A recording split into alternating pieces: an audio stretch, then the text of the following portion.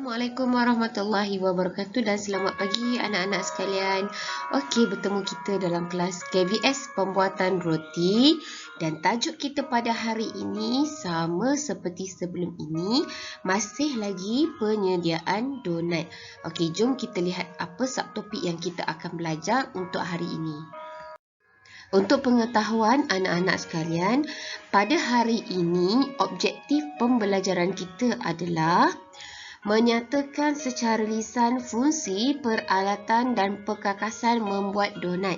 Cikgu nak anak-anak murid cikgu faham dan mengetahui fungsi-fungsi, peralatan dan perkakasan yang kita gunakan untuk membuat donat. Okey, jom anak-anak kita lihat satu persatu fungsi bagi alatan untuk membuat donat yang akan kita gunakan.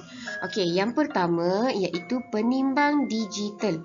Fungsi penimbang digital ini adalah untuk menentukan sukatan sesuatu bahan masakan dengan cara yang mudah dan tepat.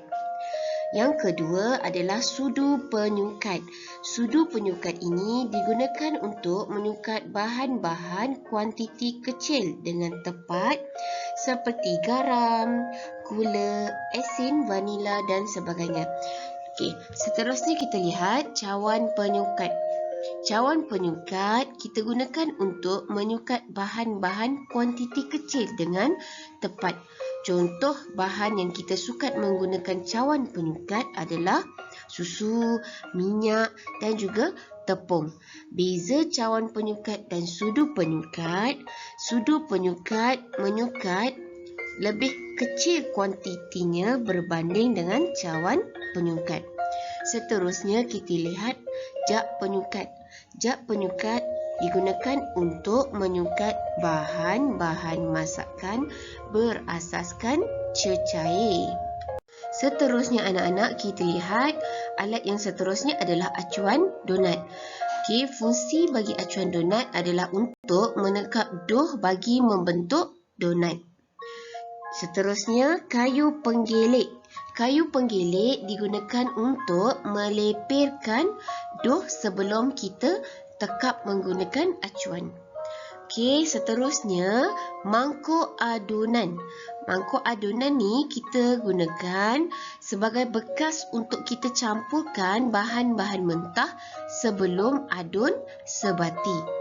Dan yang ke-8, pemotong dough ataupun scraper.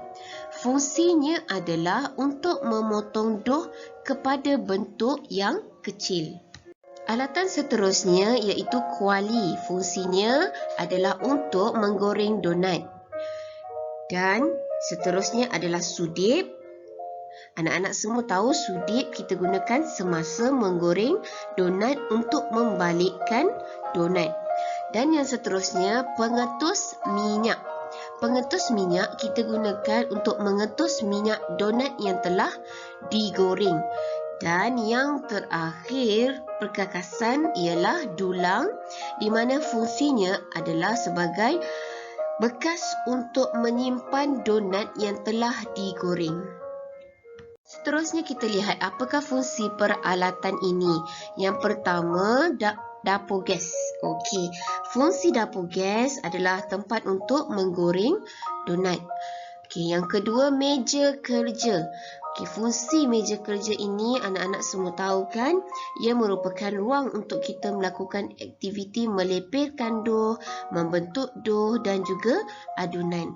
Okey, dan seterusnya mesin pengadun. Fungsinya digunakan untuk mencampurkan bahan menjadi dough yang cantik.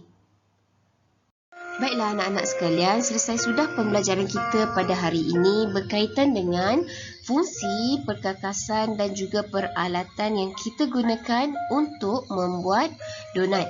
Cikgu harap anak-anak faham kerana nanti apabila buka sekolah kita akan belajar bagaimana untuk menghasilkan donat dan kita akan gunakan alatan-alatan yang kita telah pelajari ini. Jika ada sebarang masalah boleh rujuk pada cikgu ya. Sekian, terima kasih.